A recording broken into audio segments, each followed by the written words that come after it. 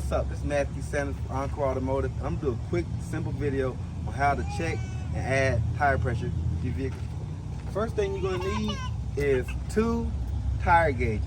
And the reason why you're gonna need 2 tire gauges because one of them could be totally inaccurate. And let me show you what I mean. You see how there's movement here?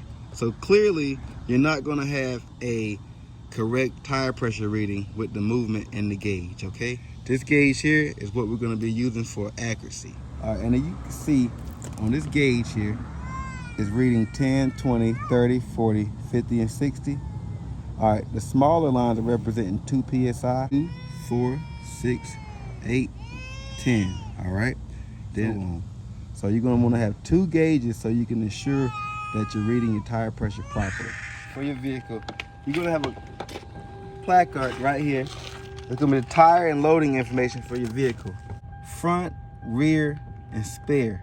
So your front tire should be 225 60R17 with an air pressure rating of 35 PSI. Your rear tires are gonna be 225 60R17 with a tire pressure rating of 35 PSI. And good news, it also has a rating for your spare. So when you do have to use your spare, you can ensure that it's properly inflated to 60 PSI. All right, back to why you need 2 gauges, okay? All right, here, if you can get a zoom in of this gauge, I don't know how easy it's gonna be, but on this gauge here, you're reading roughly 26 PSI, 2, 4, 6, 8, yeah, roughly 25, 26 PSI, all right?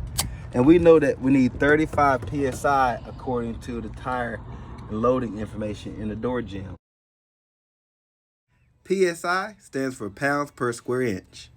Okay, but another thing I want to show you guys, there is going to be a maximum rating for this tire located on the actual tire that the manufacturer rates that it is the maximum amount of air that this tire can hold. And the maximum amount of pressure is 51 PSI. Okay, it's 51 PSI. And the reason why they give you that rating there is because they say anything beyond 51 PSI could cause this tire to ride improperly or potentially rupture. All right, we determined the tire 25 PSI here, and this has a locking tip, basically a secure union with your valve here and your Schrader valve on the tire. Because if not, you could be losing air here and be wasting your time. And you should not hear air escaping. You shouldn't hear a hissing sound when you're adding air. You should hear air entering the inside of the tire. And it's more of a suppressed sound versus than a outwardly hissing sound. Do you hear that sound? You're getting a good sound of air pressure when it sounds like that. But before we add any more air, I want to show you the inconsistency in the readings of these meters. This meter, it moves, okay? Or it could just be inaccurate due to the internal working mechanisms here. They do make meters that are very expensive, and this is definitely a reason why. So I'm gonna show you one more time. On this gauge here, it's showing roughly, let's see, I'm gonna be more accurate, 2, 4, 6, 8. Now these lines are actually 10. It's 10 lines between the increments, so each line is actually representing 1 PSI. And it's not like that the entire meter. 1, 2, 3, 4, 5. Let me show you what I'm talking about so I don't sound too confusing. From 0 to 10, you have 1, 2, 3.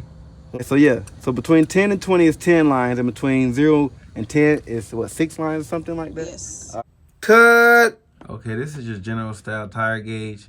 You have shorter lines between the longer lines with the numbers, and the half marks are indicated by slightly longer lines. So here you have 1, 2, 3, 4, 5, between 0 to 10. So 2, 4, 6, 8, 10. And then from 10 to 20, these 10 to 20, and 30, 40, 50, and 60, and so on. These lines represent 1 PSI. The longer ones are just an indicator that you're at the halfway mark between the tenths. All right, so you got 1, 2, 3, 4, 5, hence the longer line, 6, 7, 8, 9, 10. So these right here, so if you were here, you're at 15 PSI.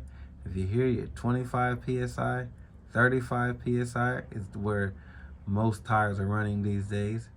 45 PSI and 55 PSI. And then you got 60, 50, 40, 30, 20, and 10, and the 0 is covered up by the needle. Hopefully this is clear enough.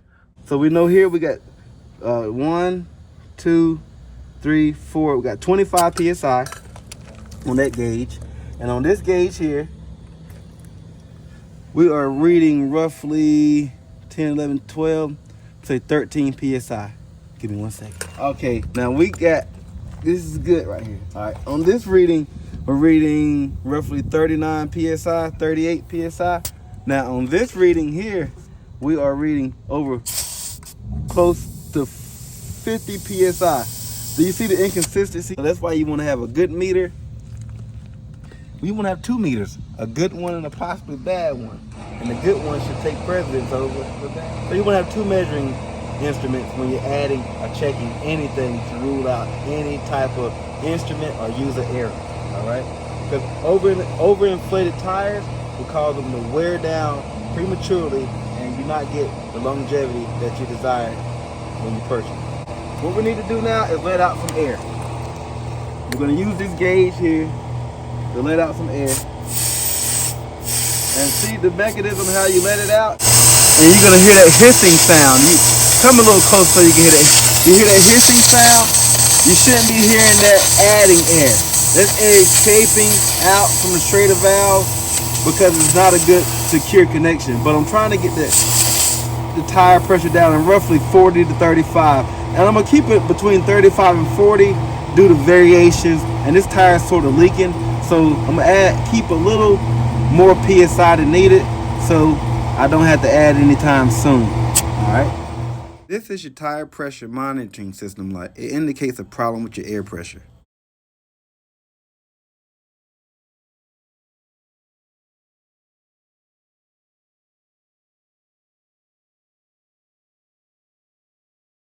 When TPMS light is illuminated on your dash, it's either overinflated or underinflated or failed tire pressuring monitoring system sensor. Thank you for watching. When we reach 1,000 subscribers, we're going to give away a car to some lucky subscriber. Thank you. Subscribe.